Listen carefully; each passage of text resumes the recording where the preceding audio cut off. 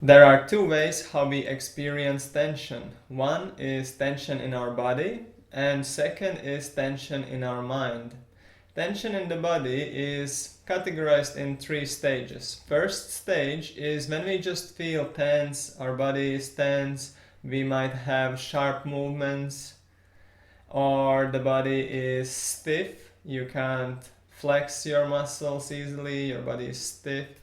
And if this tension in the body progresses, it comes to a next stage, which is spasms in the body, twitching of muscles, twitching of eye, pain in joints, pain in spine, pain in organs, headaches, also arthritis is becoming more severe, pain in joints, arthritis, inflammation in organs, in the liver, in the heart. And then if this tension still continues to increase and it reaches the third stage, this is severe arthritis, so quite seriously damage the joints, or otherwise it is heart attack or stroke. And also we experience tension in our mind. Similarly, like with the body, tension in the mind is experienced in three stages. The first stage is when we cannot rest, we feel annoyed, nervous, agitated, cannot concentrate or cannot pay attention. We have inadequate behavior, we do something, we cannot just sit still, we are doing something with our body constantly, or maybe we have need to smoke, to drink, to overeat, or we cannot sleep, cannot rest. For men, it is more that they become very close, they don't want to associate with people, and for women they become very sensitive and easily irritated. When this tension increases in the mind, the second stage is strong stress, so the same symptoms, only more exaggerated, and also depression, so more emotional breakdown, let's say. And if still the tension in the mind increases, then the last stage is various mental disorders or problems connected with our brain work, like schizophrenia, epilepsy, autism, and other similar problems. Mostly we are accustomed that if my body feels tense, I go to do some massage, some oil massage, or if you get spasm, then you drink a pill that is against the spasm pain. And in this way, the problem is solved temporarily, but usually it returns again and again. So what Ayurveda recommends is to do different types of austerity, and this can help to increase the strength of the body to deal with these issues. There are two types of austerities that are meant for treating tension in the body and mind. These are dynamic exercise and static exercise. So dynamic exercise means uninterrupted, peaceful, regulated movement for a long time. So let's say walking for a long period of time without stop, or running for a long period of time without stop. And the other austerity is static exercise, which means that you take one yoga position and you keep this position for a long period of time without moving the body. It might be sitting, it might be some position where you're bending your body in a certain way, like some yoga exercise, or it can be standing and simply not moving. In relating to tension in the body, we have on a physical level we have 4 systems, which is lymphatic system, responsible for circulation of the liquids and the skin. Then the second system is lymphatic system, connected with the blood vessels. Third is organs, and fourth is nervous system.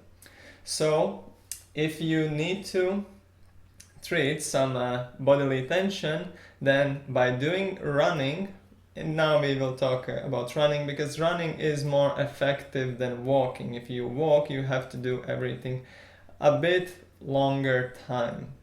So if you do a run, then starting from 15 minutes of slow, relaxed run, or maybe 20 minutes, it depends on the person, starts healing of the first layer, which is lymphatic system. And then after around 20 minutes, this layer, this system is cleansed.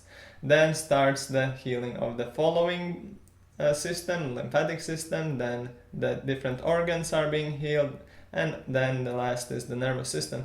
So you can then calculate, let's say 20 minutes when your healing starts. This is usually the point if you go for a run. First 20 minutes might be difficult, but then the second breath comes. So this is when the first system, bodily system, starts its healing. And if we run 20 minutes, so let's say if we run 1 hour 40 approximately, then all body, the 4 systems are being cleansed.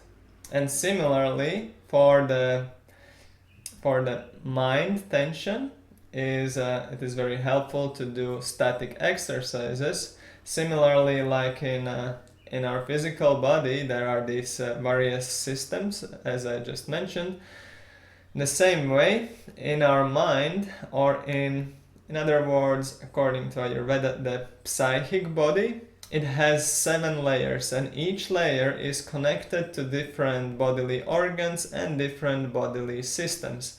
So when we do static exercises, like not moving, just being in one position, then after 15 minutes starts healing on the first layer of the psychic body or of the mind body. And thus, if we are able to develop our endurance in static positions, then if we can stay for 40 minutes in one position, then it is already giving a very good treatment for a mental body. And there are persons who can easily sit down for 2 hours in a kneeling position, and it is not a problem for them. But most of the people are not able to do so much static exercises for so long period of time, but everyone can develop it little by little. For example, standing without moving is quite easy, and everyone can start practicing this, and you can feel the results very soon. If you have some tension in the mind that you cannot pay attention, or you're very much disturbed, so if you practice this, then it is these problems can be solved very fast. And if you have some problems that are more intense, let's say if you want to heal you have some problems with organs, or you have a very strong headache or something, then you would have to do running for a long period of time, and this should be combined together with doing static exercises. Because if you start to do, let's say, 1 hour of dynamic exercise or 1 hour of static exercise, this starts to give tension on the other body. So if I do dynamic exercise, it relieves the tension from the physical body, but it starts to increase the tension in the mind body. So we have to combine and balance both type of activities. So it is ideal to do both. If you have problems